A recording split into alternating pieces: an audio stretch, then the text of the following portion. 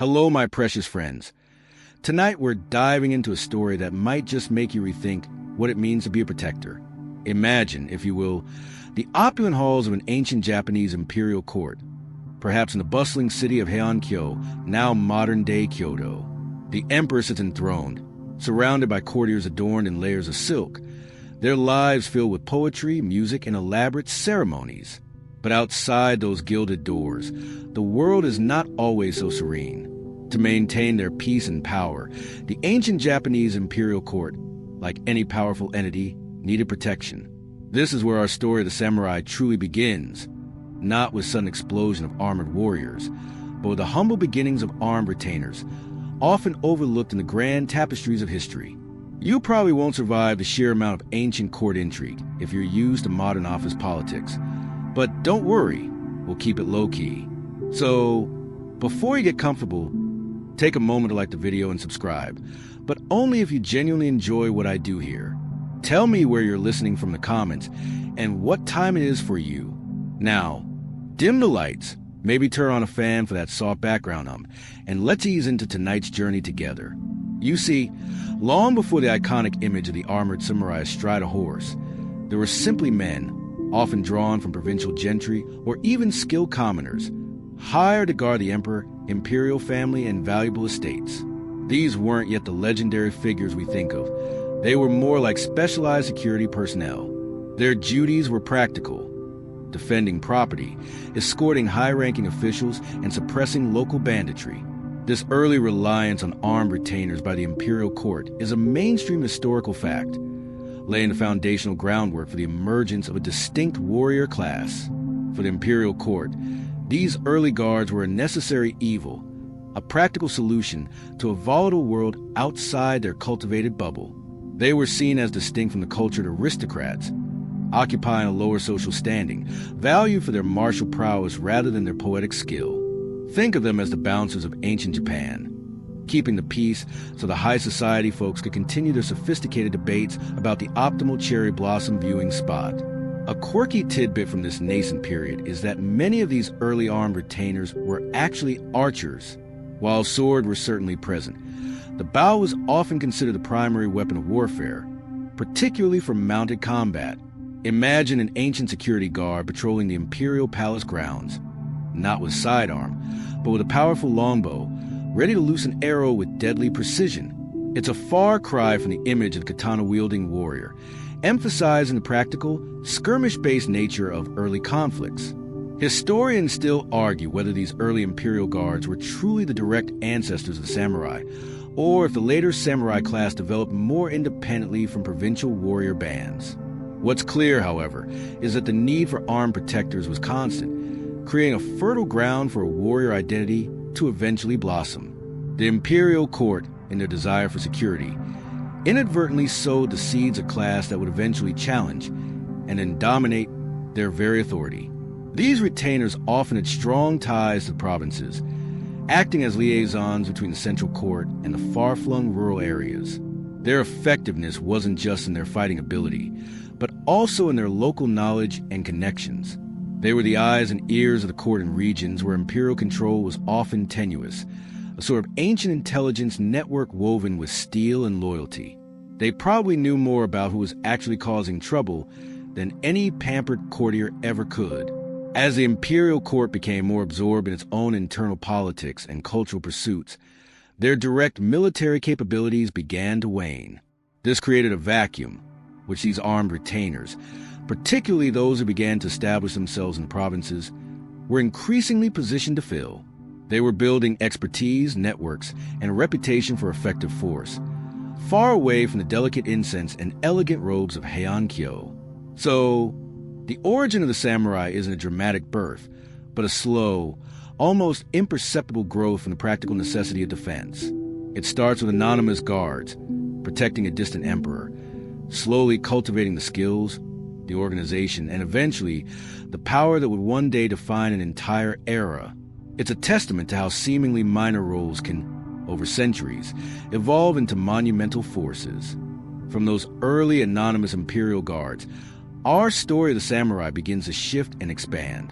You see, As the central imperial court in Heian-kyo became increasingly preoccupied with internal power struggles, poetic contests, and the delicate art of courtly life, a different kind of power was quietly accumulating in the distant provinces.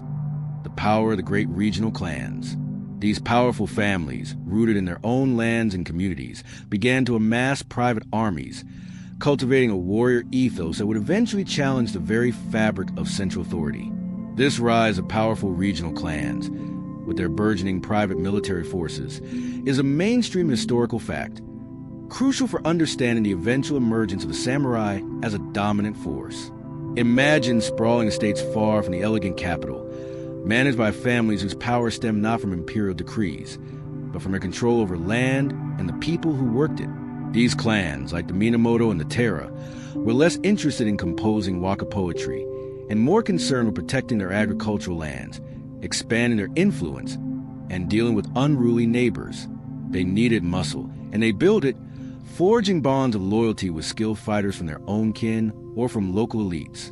It was like a very old-school version of a corporate takeover, but instead of spreadsheets, they used swords and spears.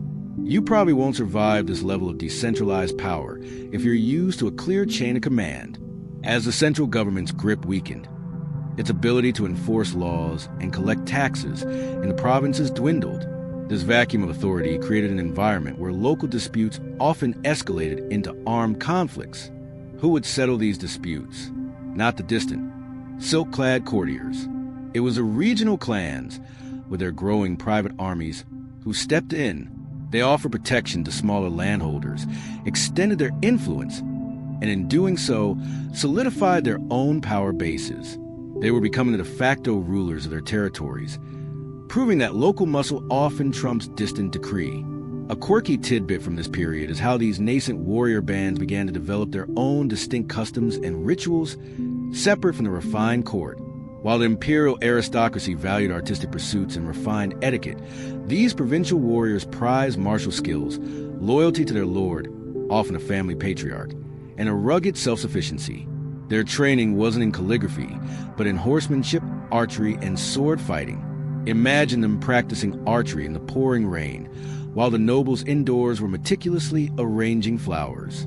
Different priorities. Indeed, historians still argue whether the increasing militarization of these regional clans was primarily a defensive response to a breakdown in central order, or if it was an opportunistic move by ambitious families, seeking to expand their own territories and power. What's clear is that the seeds of an independent warrior class, beholden to their own clan leaders rather than solely to the emperor, were now firmly planted. The relationships within these clan armies were deeply personal and hierarchical. A lord would gather a band of followers, often relatives, but also skilled fighters who pledged their loyalty in exchange for land, protection, or share the spoils of conflict. This wasn't a standing army paid by the state. It was a network of personal allegiance built on trust and mutual benefit. This type of bond, known as a vassal-lord relationship, would become a defining characteristic of the samurai class. So, while the imperial court remained in its glittering bubble, unaware of the storm brewing in the provinces, the foundations of samurai power were being laid brick by brick, or perhaps sword by sword. The rise of these powerful regional clans, with their private armies and localized authority, set the stage for a dramatic shift in Japan's political landscape, signaling the slow but inevitable decline of imperial rule and the ascendance of the warrior. It was a silent revolution, one fought not with declarations, but with deeds and growing military might. As those powerful regional clans solidified their grip on the provinces, something rather extraordinary and ultimately fatal to their own power was happening back in the imperial capital. You see, while the provincial warrior class was honing its martial skills and accumulating land, the Heian aristocracy was becoming increasingly absorbed in a world of refined aesthetics, elaborate rituals, and delicate poetry. They prioritized art and culture, effectively neglecting military matters, thereby inadvertently enabling the very rise of the warrior class that would eventually overshadow them. This aristocratic focus on aesthetics and neglect of military affairs is a mainstream historical fact, creating a crucial power vacuum for the nascent samurai. Imagine the imperial court of Heian-kyo during its golden age. Life revolved around beauty. Courtiers would spend their days composing exquisite waka poems about cherry blossoms, perfecting their calligraphy, designing elaborate kimonos, and engaging in perfume competitions. Musical performances, intricate ceremonies, and sophisticated romantic intrigues filled their waking hours. Military training? Practical governance? Not so much. These pursuits were considered vulgar, beneath the dignity of the refined noble. It was like a society where everyone was trying to win an Oscar for best dress and best poetry, while completely forgetting about who was going to guard the actual award ceremony. You probably won't survive this level of pure aestheticism if your idea of culture is a Netflix binge. This intense focus on beauty wasn't without its merits. It produced an incredible flourishing of art, literature, and courtly etiquette that still defines much of Japanese culture today. But it came at a cost. The court began to delegate its military responsibilities to others, initially to those early imperial guard we talked about, and increasingly to the rising provincial warrior clans. They simply didn't have the inclination or, frankly, the stomach for the rough-and-tumble world of warfare and law enforcement outside their elegant bubble. A quirky tidbit from this period is the practice of scent competitions, or koweis, where courtiers would blend rare incenses and then try to identify and appreciate the most subtle nuances of their fragrance. Imagine judges critiquing perfumes with the intensity normally reserved for military strategy. It perfectly illustrates the sensory-driven, introspective, and utterly non-martial world they inhabited. While they were busy discerning the subtle notes of agarwood, warriors in the countryside were practicing with real axes and bows.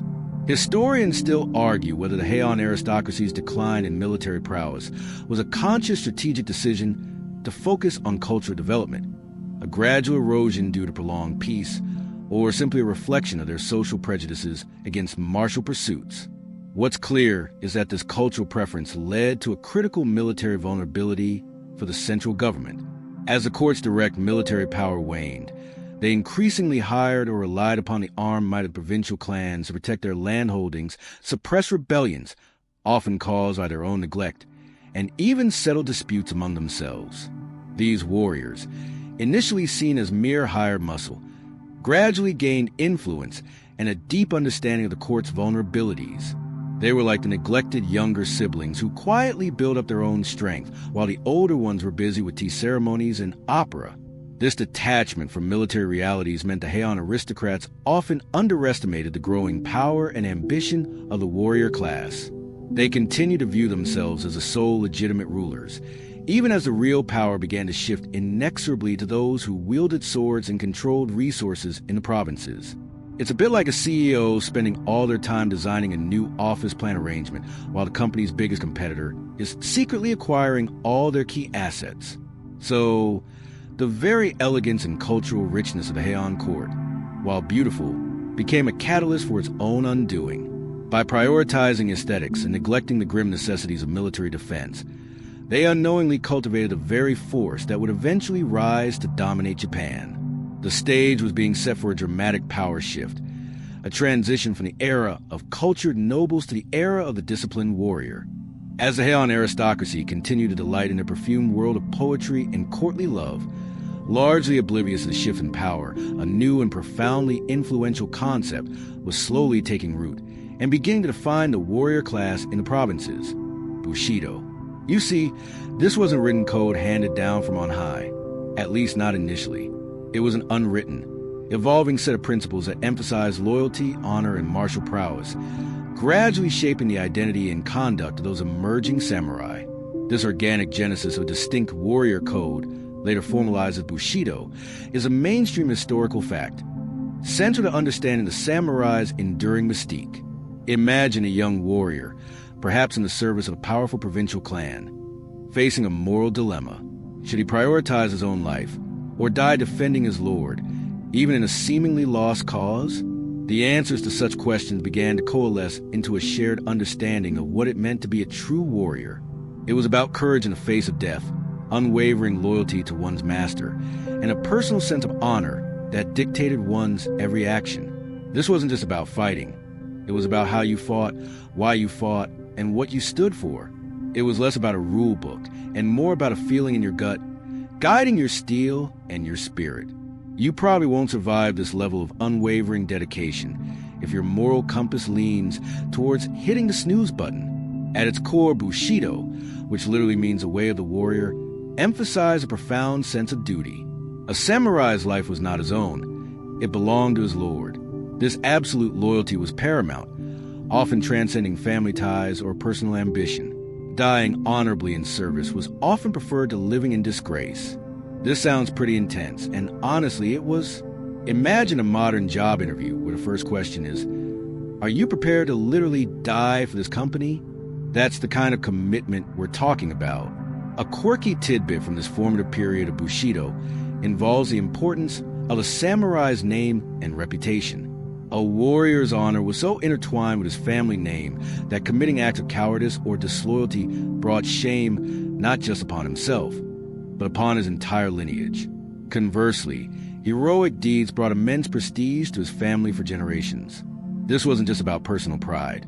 It was about a collective family legacy that pushed individuals to strive for greatness on the battlefield. It's like having a family reputation that depends entirely on whether you remembered to bring snacks to the potluck. The pressure.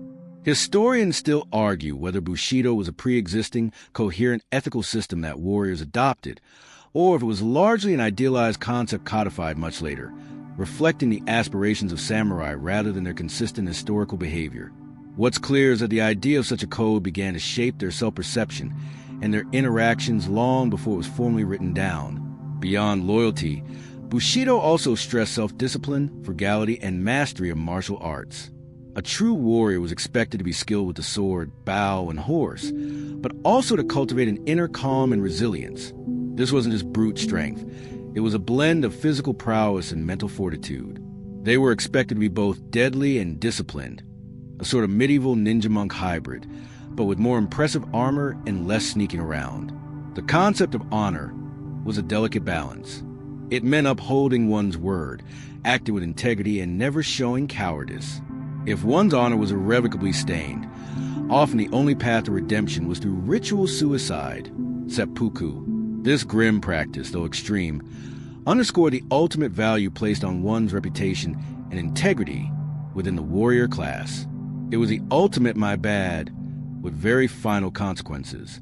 So, as the Heian court drifted further into aesthetic pursuits, the provincial warriors were forging their identity in the crucible of conflict and personal commitment. Bushido, in its nascent form, gave them not just a way to fight, but a way to live and, if necessary, a way to die with dignity. It was the emerging soul of the samurai, a code of conduct that would guide them through centuries of warfare and peace, leaving an indelible mark on Japanese history. With the emerging principles of Bushido guiding their actions, the stage was set for the warrior class to step out of the shadows of provinces and onto the main stage of Japanese history. This dramatic leap came with the Genpei War, a brutal and decisive conflict that raged across Japan from 1180 to 1185. This wasn't just another regional skirmish. It was a nationwide power struggle between two colossal samurai clans, the Minamoto and the Taira, and its outcome permanently established samurai dominance, leading directly to the establishment of the Kamakura shogunate. This pivotal war and its consequences are a mainstream historical fact, marking the true ascendance of the warrior class. Imagine vast armies clashing on battlefields that stretched across the Japanese landscape, from the snowy north to the warmer west. This was a conflict of unprecedented scale, driven by deep-seated rivalries that had simmered for decades. The Taira clan, who had gained significant influence at the imperial court, grew arrogant and overstepped their bounds, alienating many, including the powerful Minamoto clan, who felt sidelined and oppressed. It was like a family feud that escalated into a national crisis, but with more honor duels and significantly sharper weaponry. You probably won't survive this level of intense family drama without needing a very long nap afterward. The Genpei War was characterized by famous battles, both on land and at sea, showcasing the developing tactics and martial prowess of the samurai. Cavalry charges, archery volleys, and fierce individual duels became common sights. Unlike earlier, more ritualized warfare, this was a struggle for ultimate power, where survival often depended on cunning and raw fighting skill. The image of the mounted samurai, bow in hand, became iconic during this period. A quirky tidbit from the Genpei War is the tragic story of the child emperor Antoku and the Taira clan's final stand at the Battle of Danoyura, 1185. As the Minamoto fleet overwhelmed them, many terror warriors and court ladies, rather than face capture, committed suicide by leaping into the sea, holding the young emperor. This dramatic and poignant event not only marked the end of the Terror, but also solidified the romantic, yet often brutal, image of samurai honor and sacrifice. It's a scene so dramatic, Hollywood probably still takes notes from it. Historians still argue whether the Genpei War was solely a clash of warrior clans, or if it also represented deeper societal tensions between the old aristocratic order and the rising provincial warrior class. What's clear is that the old system, where the emperor held nominal power but relied on others for actual defense, was utterly shattered. The victorious Minamoto clan, led by the shrewd and ruthless Minamoto no Yoritamo, understood that merely defeating their rivals wasn't enough. They needed to establish a new system of governance that reflected the military realities of the time.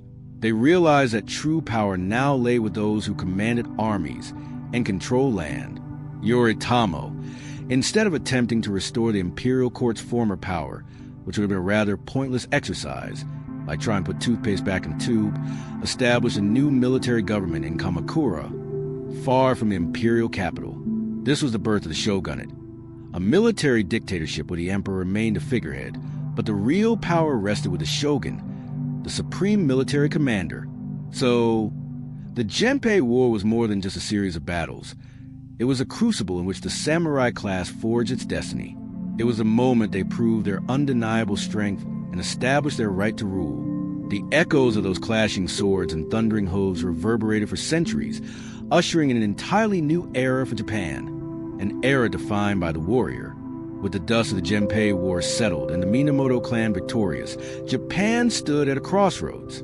The traditional power of the imperial court, once absolute, was now irrevocably diminished, shattered by years of aristocratic neglect and the sheer military might of the warriors. This void was filled not by a renewed imperial decree, but by a completely new form of government, the Kamakura shogunate.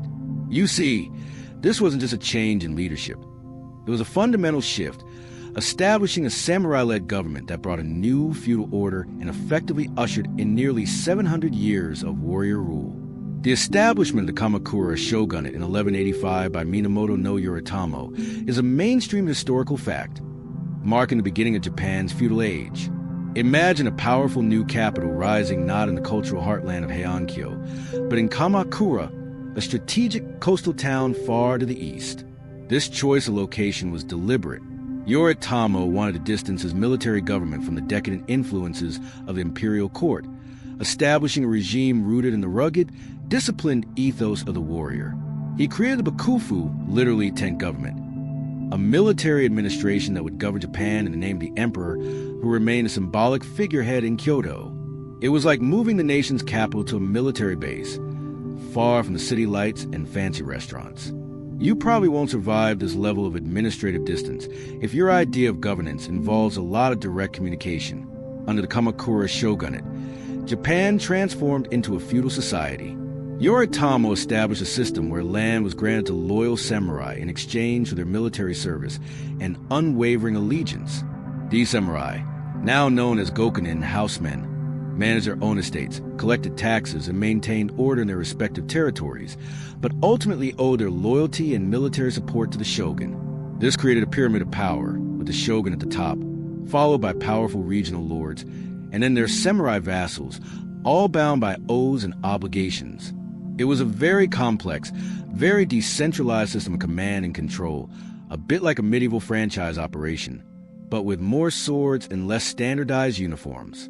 A quirky tidbit from the early Kamakura period is Yoritamo's intense paranoia regarding his own family. Despite achieving victory with the help of his younger brother Yoshitsune, Yoritamo eventually turned on him, driving him to suicide. This tragic tale, immortalized in countless legends, highlights the brutal realities of power consolidation in the nascent shogunate and the unforgiving nature of samurai politics, even within one's own kin. It's like a family Thanksgiving dinner where someone brings up past grudges, but instead of just awkward silence, it ends with a very public chase scene and tragic downfall. Historians still argue whether the Kamakura shogunate represented a true break from imperial traditions or if it was more of an adaptation. subtly incorporating older courtly structures into its new military framework. What's clear is that it fundamentally altered the source of political authority in Japan, shifting it from civil aristocrats to military leaders. The shogunate established various administrative organs to govern the country. The samurai dokoro, board of retainers, managed the affairs of the gokunin, disciplining unruly warriors and ensuring loyalty. The mandokoro administrative board handled general governance, while the manchujo, board of inquiry, managed judicial matters. These institutions provided the bureaucratic backbone for samurai rule, proving that even fierce warriors needed paperwork to run a country. This new order brought a degree of stability after centuries of unrest, at least initially. The samurai, with their emphasis on discipline, pragmatism, and direct action, brought a different kind of leadership compared to the aesthetic-focused Heian court. They were doers, not just dreamers. Their rule, though militaristic, often resulted in more efficient local administration and better law enforcement in the provinces. So, the Kamakura shogunate was more than just a new government. It was the institutionalization of samurai power, cementing their status as the true wielders of authority in Japan. It laid the blueprint for centuries of feudal rule, transforming Japan into a warrior-dominated society where the sword and the code that guided it held supreme sway. Just as the Kamakura shogunate was settling into its role as Japan's new warrior-led government, a monumental external threat loomed on the horizon, one that would test the fledgling samurai regime to its very core and ultimately solidify their role as the undisputed defenders of Japan. You see, this was an internal squabble between clans. This was the mighty Mongol Empire, an unstoppable force that had already conquered vast swathes of Asia and Europe, now setting its sights on the island nation. The two attempted Mongol invasions of Japan in 1274 and 1281 are a mainstream historical fact, serving as a crucible that forged the samurai's national identity. Imagine the sheer terror that must have rippled through Japan as news of the Mongol horde spread. These were not just any invaders. They were the unstoppable juggernaut that had decimated empires. Their vast fleets, carrying tens of thousands of seasoned warriors from various conquered lands, appeared on Japan's shores, bringing with them tactics and weaponry unlike anything the Japanese samurai had ever faced. It was like facing an alien invasion, but with more horses and significantly larger bows. You probably won't survive this level of overwhelming existential dread without needing a very strong cup of sake. The first invasion in 1274 saw a massive Mongol force land near Fukuoka. The samurai, accustomed to ritualized one-on-one combat and challenging their opponents to individual duels, were initially caught off guard by the Mongols' disciplined mass formations, synchronized movements, and terrifying new weaponry like gunpowder bombs, though primitive, and poison arrows. This forced the samurai to adapt quickly, shifting from individual heroics to more coordinated defensive strategies. It was a brutal wake-up call, like finding out your carefully practiced sword forms don't work against a machine gun. A quirky tidbit from these invasions is the story of the Divine Wind, or kamikaze. Both Mongol invasion fleets were severely hampered and ultimately destroyed by massive typhoons, particularly the second invasion in 1281. These storms, occurring almost miraculously at critical junctures, were interpreted by the Japanese as divine intervention, proof that their land was protected by the gods. This belief bolstered morale and solidified the idea of Japan as a sacred, unconquerable land. Imagine facing an insurmountable enemy, only for Mother Nature to swoop in with a literal deus ex machina. It's quite the story to tell your grandkids. Historians still argue whether the kamikaze typhoons were the sole decisive factor in repelling the Mongols, or if the determined and increasingly adaptable resistance of samurai, coupled with the Mongols' logistical overextension, played a more significant role. What's clear is that the combination of factors led to a complete Mongol failure. In response to the threat, the Kamakura shogunate mobilized its samurai across the country. Fortifications were built along the coastline, and samurai from various clans, who might otherwise have been fighting each other, united under the shogunate's banner to defend their homeland. This unprecedented national mobilization solidified the bonds between the shogun and his vassals, proving the effectiveness of the feudal system in times of extreme crisis. It was the ultimate team-building exercise with the fate of the nation at stake. The samurai, despite their initial struggles, adapted with remarkable tenacity. They learned to dig defensive trenches, build stone walls, and counter the Mongol tactics. Their individual bravery, combined with their newfound strategic cohesion, proved formidable. The invasions, though terrifying, became a defining moment for samurai, showcasing their resilience and confirming their role as the ultimate protectors of Japan. They truly earned their stripes, or perhaps their armor plates, during this period. So, the Mongol invasions were a pivotal moment, perhaps the greatest external challenge Japan had ever faced. They didn't just test the samurai, they transformed them. The victory, attributed to both divine intervention and relentless warrior spirit, cemented the samurai's prestige and power, forging them into the legendary defenders of the nation, a role they would proudly carry for centuries to come. Despite the existential threat posed by the Mongol invasions and the internal power struggles that defined the Kamakura shogunate, the warrior class continued to evolve, and with the dawn of the Ashikaga period, roughly 1336 to 1573, samurai culture truly began to flourish, extending its influence far beyond the battlefield into realms of art, philosophy, and everyday life. You see, this era, often associated with the Muromachi period, saw the rise of a refined warrior aesthetic, deeply impacting cultural expressions like no theater and, yes, even the very tea ceremony we explored earlier. This flourishing of sophisticated samurai culture and its influence on the arts is a mainstream historical fact, demonstrating a surprising blend of martial prowess and artistic sensitivity. Imagine a powerful samurai lord, perhaps a daimyo under the Ashikaga shoguns, not just brandishing a sword, but also appreciating a meticulously arranged flower or composing a delicate poem. This period saw the integration of Zen Buddhism, already influential among the early tea monks, deeply into the samurai way of life. Zen's emphasis on discipline, introspection, and finding enlightenment in everyday tasks resonated profoundly with the warrior ethos. It was like realizing your gym instructor is also a world-class chef and a contemplative philosopher. You probably won't survive this level of multi-talented individual without feeling a bit underachieving. The Ashikaga shoguns, unlike their more austere Kamakura predecessors, were patrons of the arts and actively encouraged cultural pursuits among their samurai. This led to a golden age for various traditional Japanese art forms.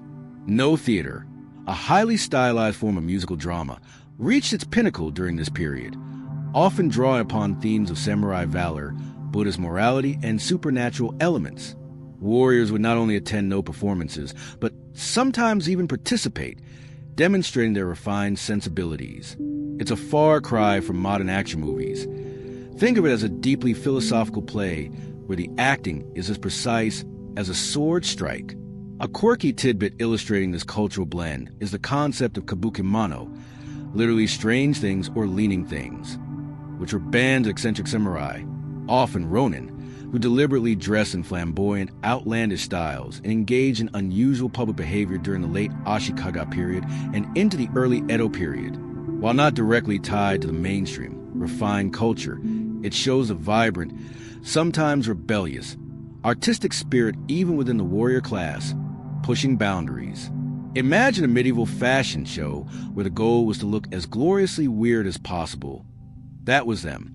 Historians still argue whether the Ashikaga shogun's emphasis on artistic patronage was a genuine expression of cultural enlightenment or a calculated effort to distract restless samurai and legitimize their rule through cultural authority rather than solely military might. What's clear is that it significantly expanded the samurai's cultural horizons. And of course, the tea ceremony, Shinryu, itself underwent significant development and popularization during the Ashikaga period, particularly under the influence of tea masters like Murata Juko and later Sen no Rikyu. It transitioned from a monastic practice to a sophisticated art form embraced by the warrior elite, becoming an essential part of their cultural education and social interaction. Remember the wabi-sabi aesthetic we discussed earlier?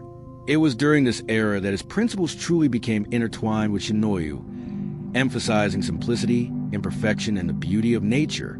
The appreciation for gardening, flower arrangement, ikebana, and calligraphy also deepened among the samurai. These arts offered a contemplative counterpoint to the rigors of military life, allowing warriors to cultivate inner peace and aesthetic sensitivity. A samurai was expected to be as adept with a brush as with a blade, a master of both destructive power and creative beauty. So, the Ashikaga period saw the samurai class transform from purely military figures into formidable cultural arbiters. Their patronage and participation infused traditional Japanese arts with a disciplined, yet deeply appreciative spirit.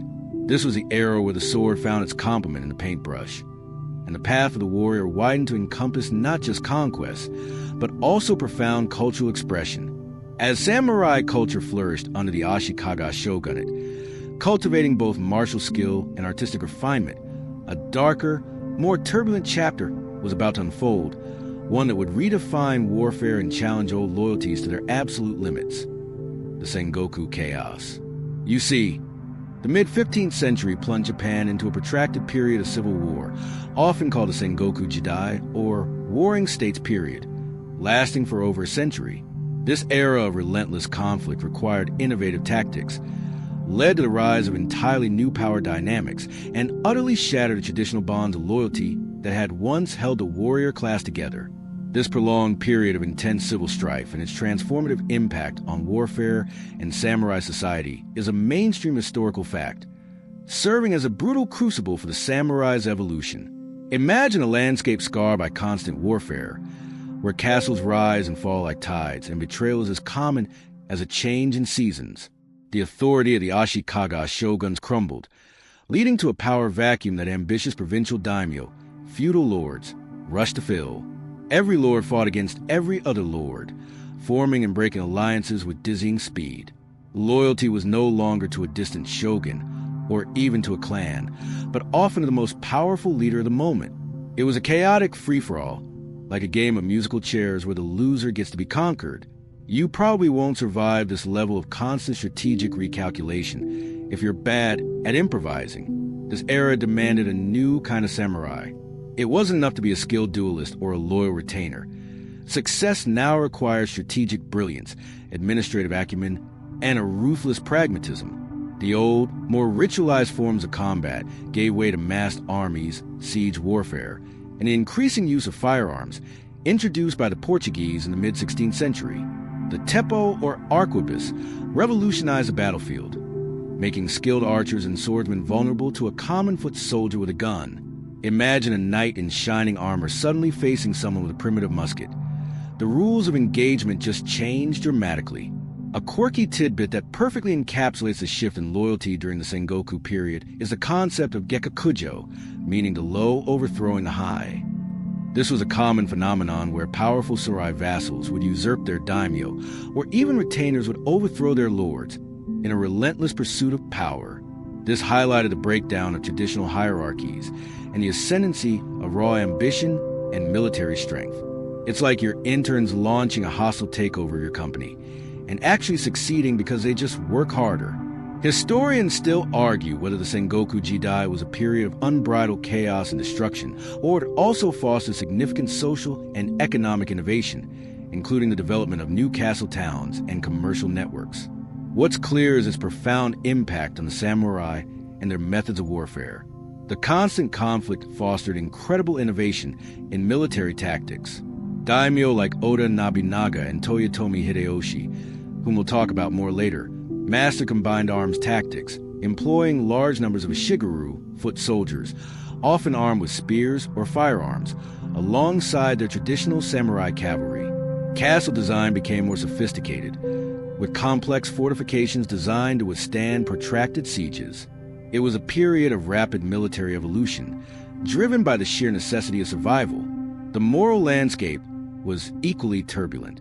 The code of Bushido, while still an ideal, was often tested by the brutal realities of survival.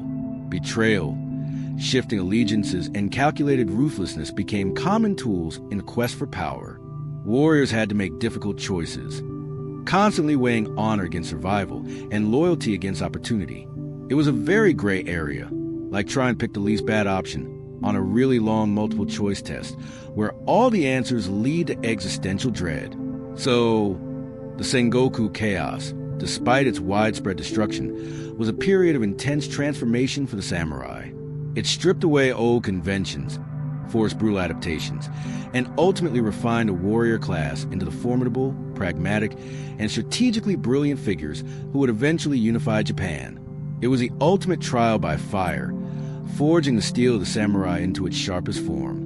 From the brutal, fragmented chaos of the Sengoku Jidai, a new ambition began to emerge: the desperate need for unity. You see, after over a century of relentless civil war, the people of Japan, and indeed many of the daimyo themselves, longed for peace and a strong central authority. This craving for stability gave rise to a remarkable trio of powerful daimyo, often called the Three Great Unifiers, who systematically began the monumental task of reuniting the fractured nation. These unification efforts, spearheaded by figures like Oda Nobunaga, are a mainstream historical fact, fundamentally reshaping Japan's destiny. Imagine the sheer audacity required to even dream of unifying a country that had been tearing itself apart for generations. This was a challenge faced by Oda Nobunaga, the first of our unifiers. Nobunaga was a brilliant, ruthless, and highly innovative military commander from Owari province. He understood that the old ways of fighting, based on individual samurai heroics, wouldn't suffice against the massed armies and gunpowder weapons of the Sengoku period. He was a strategic genius, unafraid to break tradition and embrace new technologies. It's like trying to unify a dozen warring tech companies, each with their own proprietary software and fiercely guarded secrets. You probably won't survive this level of strategic ruthlessness if your management style is everyone gets a trophy. Nobunaga was quick to adopt firearms, arquebus, which had been introduced by the Portuguese. He famously equipped large numbers of his Shigeru foot soldiers with these new weapons, organizing them into disciplined firing lines. This revolutionary tactic, demonstrated brilliantly at the Battle of Nagashino in 1575, where his arquebusiers decimated the Takeda cavalry, signaled the end of traditional samurai cavalry dominance and fundamentally altered the nature of Japanese warfare.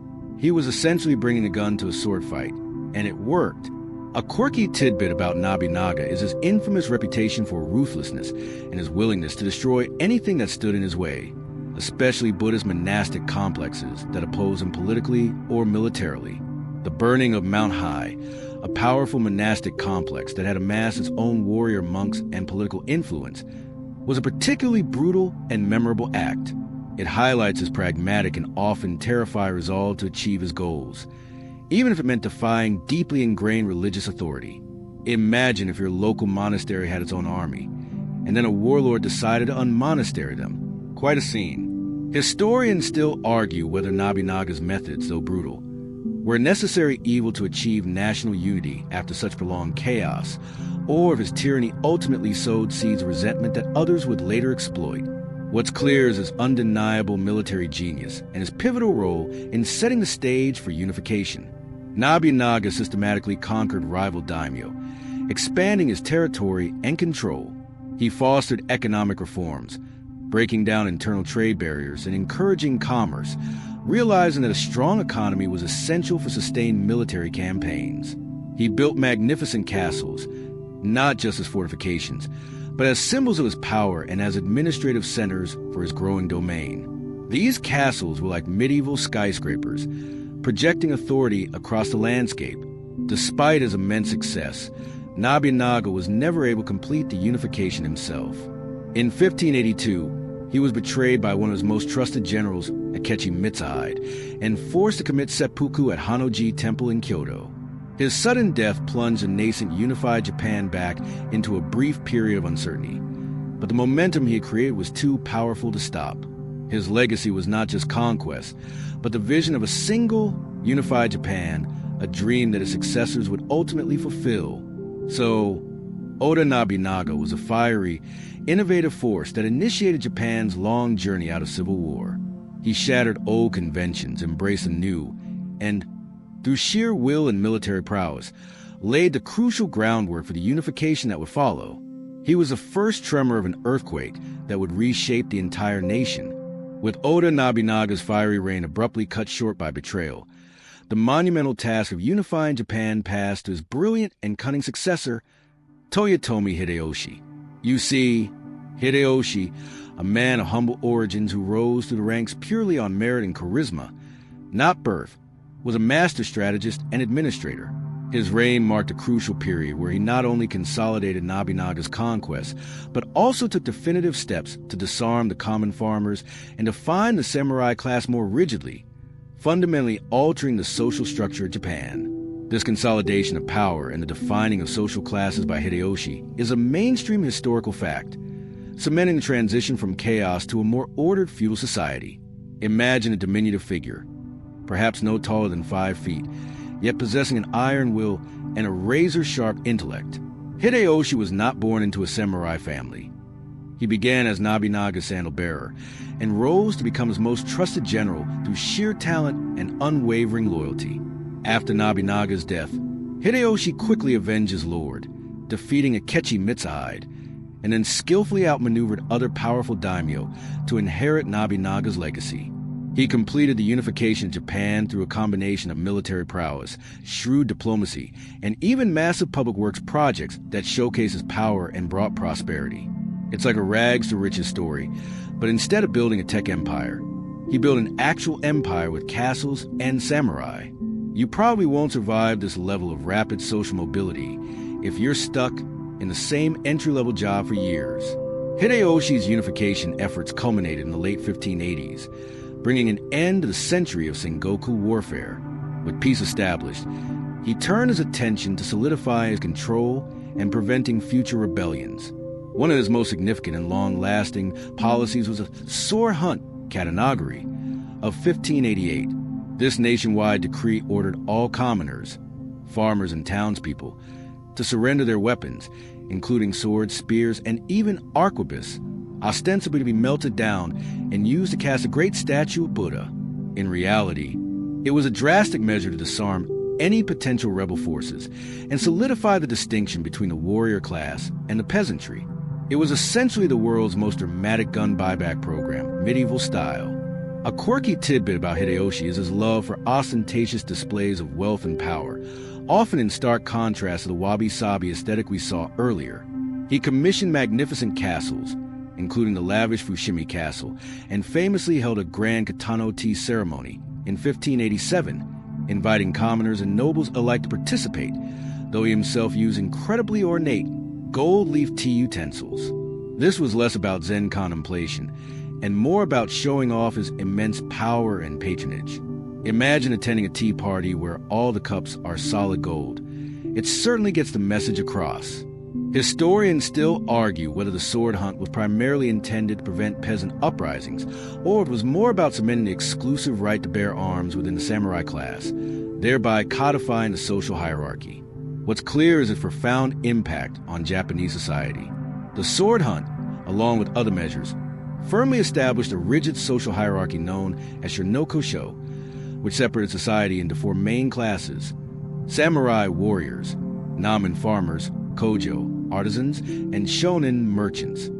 The samurai were now clearly defined as the only class permitted to carry swords and engage in warfare, solidifying their privileged position at the top of the social pyramid. This was a massive shift, transforming a fluid, often chaotic society into a highly structured one. It was like setting up very clear, non-negotiable lanes for every single person in the country. Hideyoshi also conducted a nationwide land survey, linking land ownership directly to taxation and military service, further centralizing control. He aimed for complete unification, even launching 2 ultimately unsuccessful invasions of Korea in the 1590s, hoping to extend his empire to the mainland. These campaigns, while failures, show the scale of his ambition after unifying Japan. So, Toyotomi Hideyoshi completed the vision of unity that Nobunaga began. Through his decisive military campaigns and, crucially, his far-reaching social policies like the sword hunt, he disarmed the populace and rigidly defined the samurai as a distinct, privileged warrior class. He set the stage for a new era of stability, albeit one built on a clearly stratified society, with the warrior firmly at its apex. With Toyotomi Hideyoshi having largely completed the unification of Japan and rigidly defined the samurai as the ruling warrior class, the stage was set for an unprecedented era of peace. After his death, power ultimately consolidated under Tokugawa Ieyasu, who established the final and longest-lasting shogunate in Japanese history, ushering in the Tokugawa peace, 1603 to 1868, also known as the Edo period. You see, this was a transformative time for the samurai. No longer primarily warriors on a battlefield, they evolved into administrators, bureaucrats, and cultural arbiters, navigating a world of stability rather than constant conflict. This prolonged period of peace and the transformation of the samurai's role is a mainstream historical fact, fundamentally reshaping their identity. Imagine a Japan finally at peace after centuries of devastating civil war. The sound of clashing swords was replaced by the rustle of official documents and the quiet hum of bureaucracy. Tokugawa Ieyasu, a brilliant strategist and survivor of the Sengoku period, understood that true stability required more than just military might.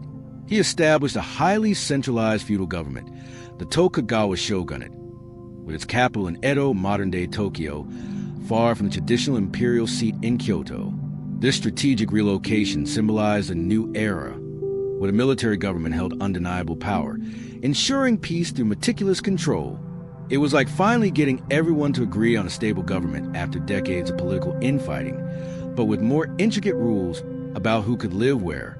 You probably won't survive this level of detailed administrative oversight if you prefer things to be a bit more spontaneous. Under the Tokugawa shogunate, the samurai, who once lived and died by the sword on the battlefield, found their roles dramatically changed. They became the ruling class, serving as officials, magistrates, tax collectors, police, and even scholars. Their martial skills were still honored and practiced, but actual combat became a rarity. Instead, their days were filled with administrative duties, court etiquette, and maintaining order within their domains. It was a transition from being a warrior to being a very well-armed civil servant.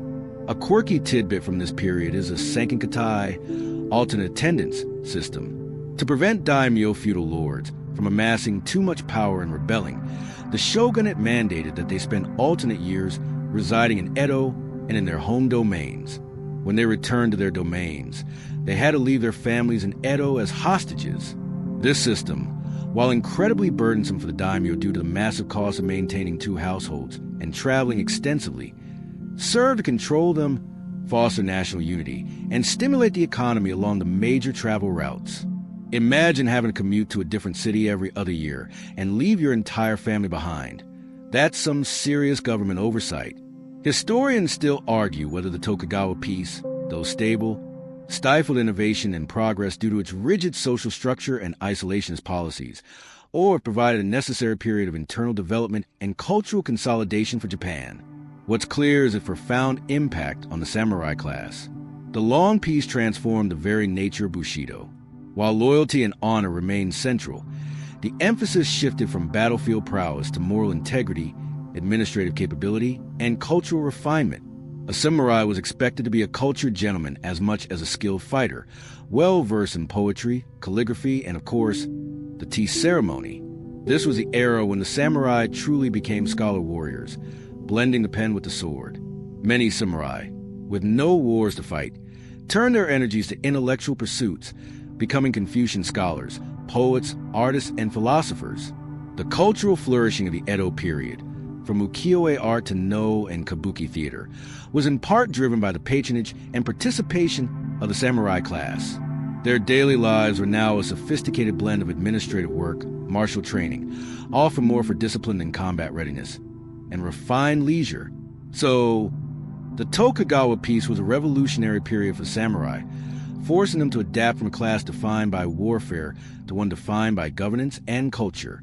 This long era of stability, enforced by the powerful shogunate, forever changed their role in Japanese society, transforming them from the chaotic forces of the Sengoku period into the disciplined administrators who maintained Japan's enduring peace. Having transitioned from fierce warriors to refined administrators during the long Tokugawa peace, the daily life of the samurai in Edo, Japan became a fascinating blend of the martial and the sophisticated. You see, while the sounds of constant warfare had largely faded, the samurai's existence was still meticulously structured, governed by strict codes of conduct, social expectations, and profound emphasis on discipline, both inner and outer. This intricate daily life, balancing duty with cultural pursuits, is a mainstream historical fact. painting a more complete picture of who the samurai truly were beyond the battlefield. Imagine waking up in a samurai residence within a bustling castle town, perhaps in Edo itself. Your day wouldn't begin with battle cry, but likely with ritualistic personal hygiene, followed by training. Even in peacetime, martial arts training was paramount. You would practice kenjutsu, swordsmanship, kijitsu, archery, and other disciplines not for immediate combat, but for maintaining physical fitness, mental sharpness, and a connection to your warrior heritage. It was less about preparing for a real fight and more about keeping your skills honed, like a competitive eater who still practices eating even when there's no contest. You probably won't survive this level of disciplined routine if your morning exercise involves hitting the snooze button repeatedly. After training, your day would shift to administrative duties. If you were a high-ranking samurai, you might be attending meetings with your daimyo or shogun officials, discussing tax collection, public works, or legal matters. If you were a lower-ranking samurai, your tasks might involve managing local affairs, recording documents, or serving as a retainer in a lord household. Your days were often filled with paperwork, protocols, and bureaucratic complexities, proving that even legendary warriors couldn't escape the endless cycle of administrative tasks. It was like being a medieval middle manager, but with katana as part of your office attire. A quirky tidbit about daily samurai life during this period is the strict etiquette around sword wearing. While the samurai were the only class permitted to wear two swords, daisho, the long katana and the shorter wakizashi, there were very precise rules about how they were worn, where they were placed when entering a house, and even how one handled them when bowing. A misstep in sword etiquette could be seen as an insult, potentially leading to a duel. Imagine a world where forgetting to properly hang your coat could result in a fight to the death. That's the kind of intense attention to detail we're talking about. Historians still argue whether the relative peace and administrative roles of the Edo period led to stagnation or a deeper refinement of the samurai spirit. What's clear is that they adapted to a new definition of their purpose. Beyond duty, cultural pursuits played a significant role. Samurai were often patrons and practitioners of various arts. Many engage in calligraphy, perfecting their brushwork as a form of meditation and self-expression. Others pursue poetry, finding solace and intellectual stimulation in verse. The tea ceremony remained a central pillar, offering a quiet space for aesthetic contemplation and social bonding, reinforcing the principles of wabi-sabi and mindfulness. It was a holistic lifestyle where mental and spiritual cultivation were just as important as physical prowess. Their diet was relatively simple, often consisting of rice, vegetables, fish, and miso soup. Frugality was often encouraged as a samurai virtue, though wealthier lords certainly indulged in more elaborate meals. Their homes, while often spacious for higher ranks, emphasized functionality and understated elegance, reflecting the prevailing aesthetic tastes. Even their leisure activities often involved intellectual or disciplined pursuits. Chess-like games such as Go and Shogi were popular, honing strategic thinking. Gardening was another favored pastime, allowing for a connection with nature and an outlet for meticulous design. It was a life of continuous self-improvement, even in their downtime. So, the daily life of the Edo-era samurai was a meticulously crafted existence, a testament to their adaptability and their commitment to a code that evolved with the times. No longer just warriors, they became pillars of society, embodying a unique blend of discipline, intellect, and artistic sensibility, leaving an indelible mark on Japan's cultural landscape. The seemingly unshakable stability of the Tokugawa peace, under which the samurai had transformed from fierce warriors to refined administrators, could not last forever. You see, by the mid-19th century, powerful forces from both within and without Japan began to exert immense pressure, ultimately leading to a radical societal upheaval that would bring about the decline in Meiji Restoration, a period that saw the samurai class, as it had existed for centuries, abolished entirely. This dramatic shift, driven by Western influence and internal societal changes, is a mainstream historical fact, marking the end of an era. Imagine a highly insular Japan, consciously shut off from much of the outside world for over 2 centuries, suddenly confronted by the massive, technologically superior warships of Commodore Matthew Perry's American fleet in 1853. This was the moment the black ships arrived, forcibly demanding that Japan open its doors to trade. This event sent shockwaves through the shogunate and samurai society, exposing Japan's military weakness compared to the West. It was like suddenly being forced to join a global competition when you thought you were still the undisputed champion of your own backyard. You probably won't survive this level of geopolitical shock if your idea of disruption is a new smartphone model. Internally, discontent had been simmering for decades. The rigid class system, the heavy tax burden on farmers, and the limited opportunities for social mobility all contributed to growing unrest. Many samurai, particularly those of lower rank, found themselves in economic hardship as their stipends were fixed while the cost of living rose. They were often better educated than the merchants but couldn't engage in commerce, leading to widespread frustration. It was like a medieval economic recession that hit the very people designed to uphold the system, leading to a lot of very well-armed but very broke civil servants. A quirky tidbit illustrating the changing times is the rise of a new breed of intellectual samurai known as shurshur, men of high purpose. These were often lower-ranking samurai who, deeply concerned by Japan's weakness and the shogunate's perceived failure to protect the nation from foreign encroachment, advocated for radical political reform, often under the slogan, Sano Joy, revere the emperor, expel the barbarians. They were often fiercely nationalistic and willing to use violence to achieve their aims, even if it meant defying the shogunate. Imagine a group of highly educated militant activists pushing for a complete overhaul of the government. They were the radical edge of change. Historians still argue whether the decline of the samurai class was an inevitable consequence of prolonged peace, as their warrior function diminished, or if it was directly caused by the external pressure from Western powers and the internal political struggles that ensued. What's clear is that their traditional role was no longer sustainable. The ensuing years saw a period of intense political turmoil, often called the Bakumatsu period, marked by civil unrest, assassinations, and ultimately a civil war known as the Boshin War, 1868 to 1869.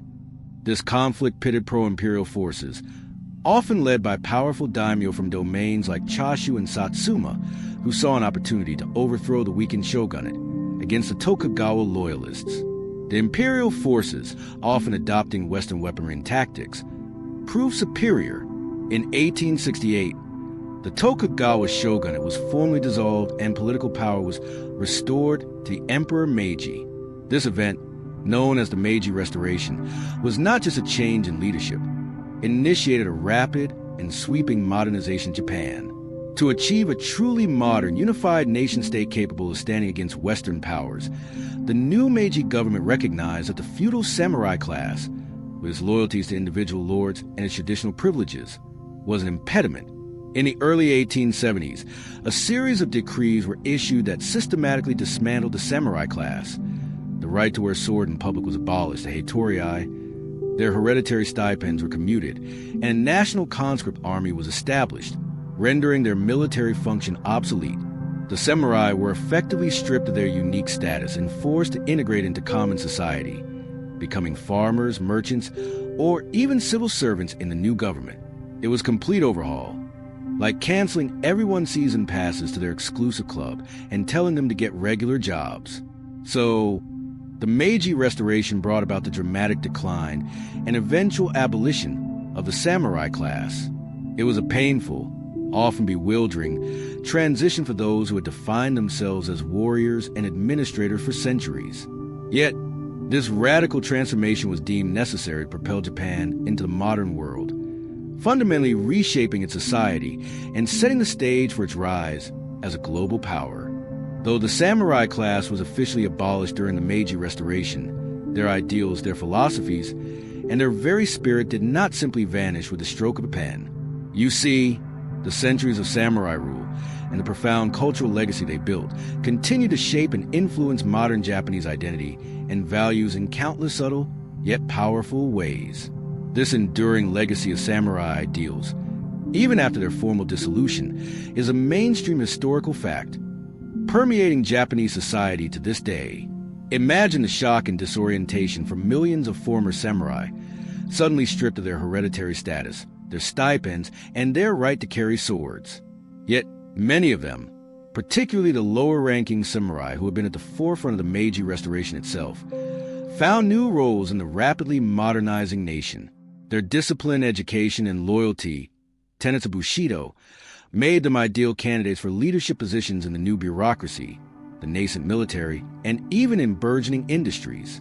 It was like suddenly being told your entire job description has changed, but all your core skills are still highly valued, just in different departments. You probably won't survive this level of career pivot if you're stuck in your old ways. The concept of Bushido, the way of the warrior, though initially an unwritten code, saw a resurgence and formalization in the late 19th and early 20th centuries, often interpreted and promoted as a moral bedrock for the new Japanese nation. Figures like Naito Benatsu, through his influential 1899 book Bushido, The Soul of Japan, helped to popularize and articulate these values to both a Japanese and Western audience. The virtues of loyalty, self-discipline, honor, courage, and integrity, once specific to the warrior class, were now presented as universal Japanese virtues, essential for national strength and character. It was like taking ancient family recipes and making them the national cuisine. Everyone had to taste it. A quirky tidbit demonstrating the enduring visual impact is how samurai imagery and stories became incredibly popular in art and literature during and after the Meiji era. Woodblock prints, novels, and later films romanticized the samurai as heroes of a bygone age, preserving their legacy in the public imagination, even as their real-world presence faded. This helped maintain their cultural significance, ensuring that while the class might be gone, the legend certainly was not. Imagine if every historical figure got their own action movie franchise. That's the level of popular culture saturation we're talking about. Historians still argue whether the post-Meiji emphasis on Bushido was a genuine continuation of samurai ethics, or it was a manufactured ideal used by the modernizing state to foster nationalism and discipline among the populace. What's clear is its powerful influence on education and military doctrine during the imperial period. The samurai's emphasis on education and self-cultivation also left a lasting mark. Many former samurai became teachers, scholars, and intellectual leaders, disseminating knowledge and promoting literacy across the nation. Their meticulous attention to detail, their pragmatic approach to problem-solving, and their dedication to continuous improvement, honed over centuries of administrative duties during the Tokugawa era, proved invaluable in building modern Japan. Furthermore, the aesthetic sensibilities fostered by the samurai, particularly their appreciation for simplicity, wabi-sabi, natural materials, and the beauty found in imperfection, continue to influence Japanese art, architecture, and design. You can see echoes of this aesthetic in everything from traditional gardens to modern minimalist interiors. The quiet contemplation of the tea ceremony, once a samurai pursuit, evolved into a beloved national pastime and a recognized cultural art form. So, while the samurai as a distinct social class may have ceased to exist in the late 19th century, their spirit, their ideals, and their cultural contributions endured. They laid the groundwork for modern Japan's unique blend of discipline and artistry, loyalty and innovation. The samurai's legacy continues to flow through the veins of Japanese identity, a powerful and guiding force from a bygone era that remains profoundly relevant today. As we bring our journey through the history of the samurai to a close, it's truly remarkable to see how their ancient spirit and profound ideals continue to resonate, not just within Japan, but across the globe, reaching into the very core of our contemporary lives. You see, the samurai's emphasis on discipline, honor, resilience, and a deep connection between martial prowess and mental fortitude offers timeless lessons that are surprisingly relevant in our fast-paced, often fragmented, modern world. This enduring connection of samurai ideals to contemporary concepts of discipline and resilience is a mainstream historical fact, proving their timeless wisdom. Imagine the focus required to master a sword, the patience to endure rigorous training, or the unwavering courage to face adversity. Even today, the core tenets of Bushido, loyalty, integrity, courage, respect, benevolence, honesty, and honor are universal virtues that transcend time and culture. In an age where attention spans are shrinking and instant gratification is a norm, the samurai's disciplined approach to life, their commitment to mastery, and their emphasis on self-control stand as powerful reminders of what it means to live with purpose. It's like finding out your ancient ancestors actually had some pretty good life hacks, even without Wi-Fi. You probably won't survive this level of continuous self-improvement if your idea of discipline is remembering to water your plants once a week. The global popularity of Japanese martial arts, like Kendo, Aikido, and Jiu-Jitsu, is a direct lineage from the samurai's fighting traditions. Practitioners worldwide still follow strict codes of conduct, emphasizing respect, humility, and the cultivation of inner strength alongside physical skill. These arts are not just about combat. They are about character building, offering a path to self-mastery that directly echoes the samurai's quest for personal excellence. It's like a physical meditation, where every movement is a lesson in focus, directly linked to centuries of warrior wisdom. A quirky tidbit demonstrating this modern resonance is the influence of samurai philosophy on modern business leadership and self-help literature. Concepts like resilience, strategic thinking, maintaining composure under pressure, and prioritizing long-term vision over short-term gains are often presented with explicit or implicit connections to samurai principles.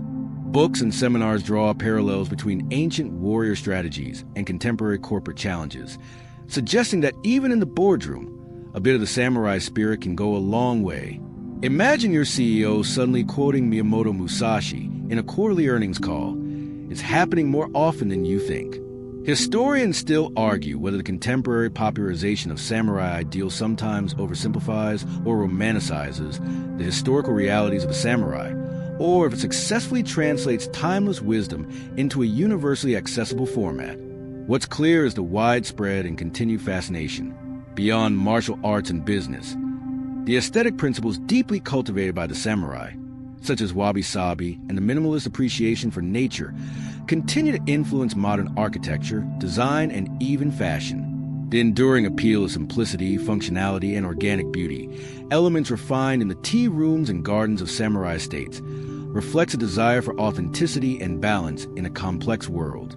The quiet elegance of a well-crafted object, the serene flow of a rock garden, these are direct cultural inheritances from the samurai era. Furthermore, the concept of loyalty, though adapted from feudal allegiances to more modern forms like company loyalty or national pride, remains a powerful undercurrent in Japanese society. The dedication and meticulousness often associated with Japanese craftsmanship and work ethic can be seen as modern manifestations of the samurai's commitment to their duties and their pursuit of perfection. It's about bringing your absolute best to whatever you do, a direct echo of the warrior spirit applied to the everyday. So, as we bring our story to a close, remember the journey of the samurai, from humble imperial guards to the undisputed rulers of Japan, from fierce warriors to cultured administrators, and finally, to an enduring symbol of discipline and honor. The samurai, though a class of the past, offer a profound and timeless legacy. They teach us to cultivate not just physical strength, but also inner peace, to find honor in every action, and to face life's challenges with unwavering resilience. Their story isn't just history. It's a guide to living a more intentional, disciplined, and ultimately more fulfilling life, even now, in the year 2025, far from ancient Japan. As the quiet stillness of our story settles around you now, let the imagery of those ancient battlefields and serene tea rooms, the clash of swords and the gentle rustle of silk kimonos, slowly fade. Imagine yourself in a tranquil space, perhaps your own comfortable bed, feeling the weight of the covers, the gentle rhythm of your breath. The tales of Zen monks and disciplined samurai, of powerful daimyo and humble artisans, now drift away like smoke from a distant brazier. There's nothing left to do, nowhere left to go, just this moment, this quiet stillness. Allow your thoughts to soften, your body to relax, sinking deeper and deeper into the comfort that surrounds you. Let the echoes of ancient honor and resilience guide you into a peaceful slumber, a quiet harmony of mind and body. The journey is complete, the story told, and tranquility awaits.